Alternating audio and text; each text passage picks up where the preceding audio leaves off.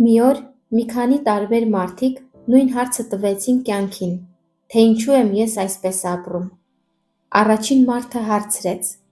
ինչու եմ այսպես ապրում։ Հաճախ հիվանդանում եմ, անհաջողությունները միշտ ինձ հետ են։ Ես ասես մի մագնիս լինեմ, տհաճությունների համար։ Իսկ կյանքը նրան պատասխանեց.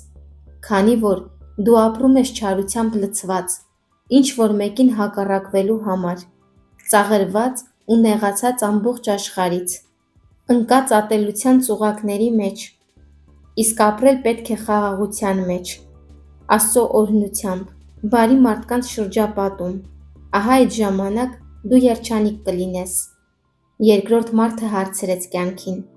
ինչու եմ ես այսպես ապրում։ Մշտապես ինչ որ մեկի կամ ինչ որ բանի դեմ պայքարում եմ։ Ամեն ինչ սխալ ու վատ է դուրս գալիս։ Ինձ ոչինչ չի գոհացնում։ Եվ կյանքը պատասխանեց նրան. քանի որ դու ապրում ես հավերժ պայքարների մեջ, ընդդեմ ամեն ինչի ու բոլորի, դու ասես չմեծացած պատանի լինես, դեռևս բունտարար, չես կարողանում կանգ առնել, դու պետք է ինքդ քեզ կարողանաս հանգստացնել և ամեն մանրուքների վրա ուշադրություն չդարձնել, ահա այդ ժամանակ դու երջանիկ կլինես։ Երրորդ մարդը հարցրեց կյանքին.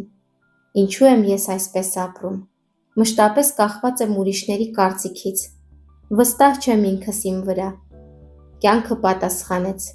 դու ապրում ես մշտապես գովեստի խոսքեր լսելու ցանկության մեջ, ուրիշների սպասումները արդարացնելու համար, իսկ ապրել պետք է այնպես, որ մարդիկ սրտանց ուրախանան քո իրական ու ցանկալի ձեռքբերումներով և քո օրինակով, ահա այդ ժամանակ դու երջանիկ կլինես։ Չորրորդ մարդը հարցրեց կյանքին.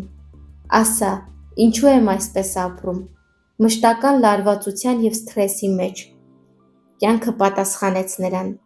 դու ապրում ես, որ ինչ որ մեկին ինչ որ բան ապացուցես։ Քո կյանքը ամբողջական թեորեմների շղթա է։ Փորձիր ապրել չմտածելով, որ ինչ որ մեկին ինչ որ բան պետք է ապացուցես։ Ապրիր ինքդ քեզ համար, մտածելով, որ քո կյանքը ապացույցների շղթա չէ։ Դու պարտավոր չես ինչ որ մեկին ինչ որ բան ապացուցել։ Հինգերորդ մարդը հարցրեց կյանքին. ինչու եմ ես այսպես ապրում։ Կյանքը ինձ համար կարծես միանգամայն հիասթափություն լինի։ Կյանքը պատասխանեց նրան. քանի որ դու ապրում ես ինքդ քեզ ցույց տալու համար, իսկ որտեղ ես դու իրական, որտեղ է քո եսը։ Պետք է իսկապես լինել, ոչ թե ձևանալ թե կաս։ Ահա այդ ժամանակ դու երջանիկ կլինես։ Վեցերորդ մարդը հարցրեց կյանքին. ինչու եմ այսպես ապրում։ Ձանձրալի և միապաղաղ։ Կյանքը պատասխանեց նրան. քանի որ կյանքը անցնում է քո կողքով, դու ասես խոհեմ ձկնիկ, թաքնվել ես նրանից։ Պետք է ապրել այնպես, որ կյանքը հետաքրքրվի, կանգ առնի, չանցնի քո կողքով, ահա այդ ժամանակ դու երջանիկ կլինես։ Եվ յոթերորդ մարդը հարցրեց կյանքին. ինչու եմ ես այսպես ապրում։ Այլևս ոչինչ ինձ չի ուրախացնում։ Կյանքը պատասխանեց նրան.